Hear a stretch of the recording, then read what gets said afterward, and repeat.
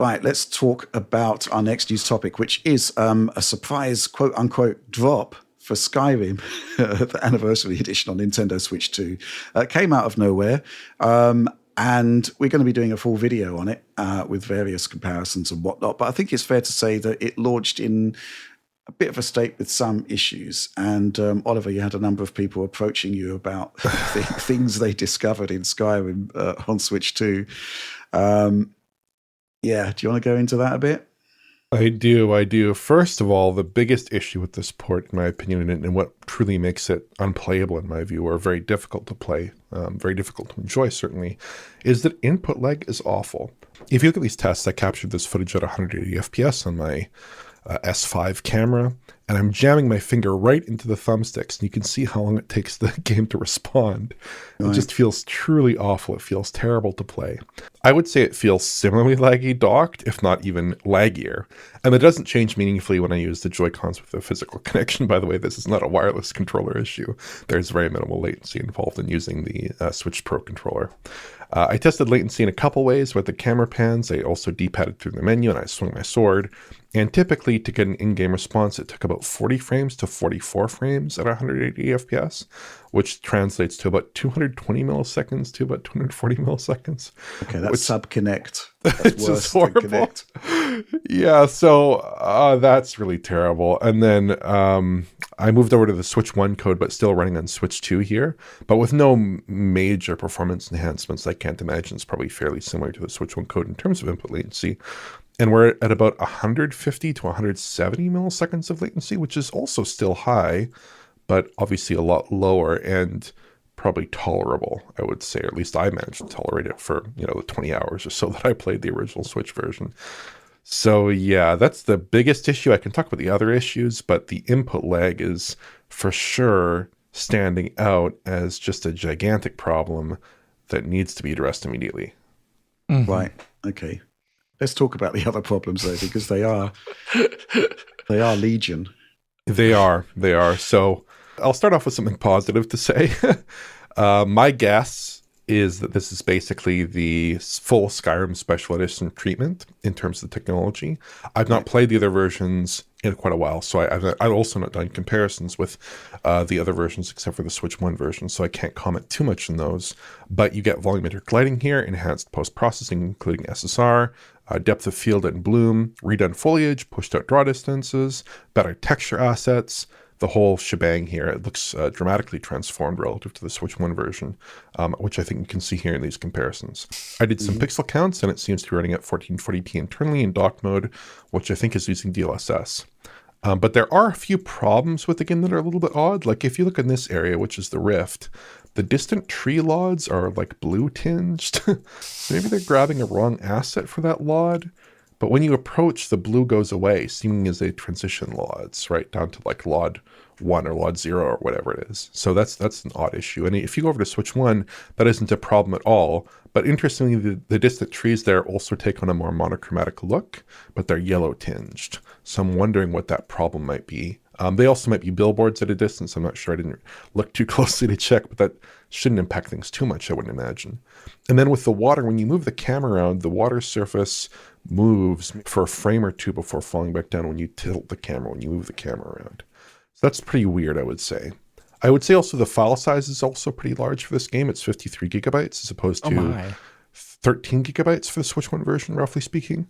But given the asset improvements, I think that makes sense. I think this is roughly in line with the other versions of the Skyrim Anniversary Edition that are based on that Special Edition code. And as one final note, I'd also just say that this is a 30 FPS title.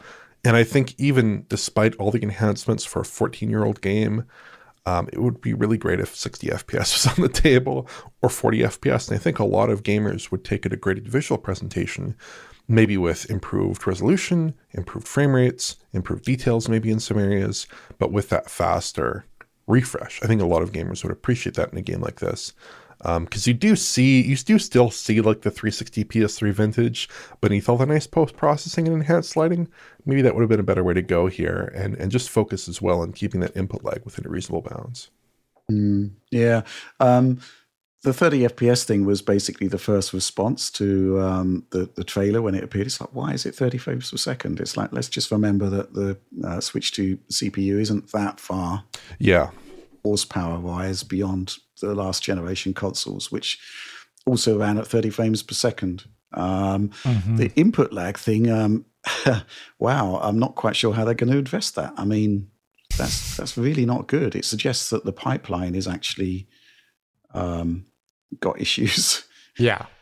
Who knows how they're doing present is like, I'm just wondering whether or not they're doing something completely wrong that they shouldn't be doing, and it's actually a very simple fix, or if it's something that has to do with just how it meshes with Switch 2 SDK. We will have to see if it gets any updates over time. Based upon what happened with Oblivion Remastered, though, and the pitiful updates that we saw there to improve the technical performance of that game, I'm not completely assured that that Bethesda products on non-Microsoft platforms get the best loving that they could always get. But looking at this game, I am actually just wondering why it is 30 FPS. Like, really? Like, have you walked around Skyrim's open world in a long time? Like, there's like nothing going on. Like, there's like nothing going on there. I'm really surprised this is 30 FPS. And I wonder if it was just not kept to 30 FPS because they didn't want to be bothered to make a 60 FPS profile of the game, which would take, it's more of a challenge. You know, you can't just throw all the LEDs to whatever. You can't just put the res up to whatever. You actually have to spend the time profiling. But it should be, I really think this should be a 60 FPS title. I have no idea why it's not. Look at Metroid Prime. Like, right? Yeah, look at this completely different game. Well, I mean, there's, in terms of like what has, yes, there are no radiant AIs, you know, being not very believable in the open world here, but you know, you got large open world areas with high fidelity assets, tons of textures, streaming in high quality light maps, which Skyrim doesn't even have. You know, I don't understand why this is 30. You could level the same claim at the Xbox One and PS4 versions then, surely. Yeah, I mean, to a degree, yes. I really could. I'm always a little bit surprised because I remember when Skyrim came out, I did not have a good PC at that time. I played it at 60 FPS. You know, like surely Switch 2 all these years later. I really think it's doable. I just don't know why. Okay, especially they have VRR in the handheld mode. You know, they could have done an unlocked up to 60 if they weren't sure of these things. And handheld would have been amazing, unlocked up to 60. But we're not there. Okay, fair enough. We are going to have a more detailed review on that. I am curious if that review is going to be completely nullified by a patch that appears during production of that video, which happens a lot in our line of work, but it is what it is. Even so, there will be more on Skyrim on Switch 2 in due course.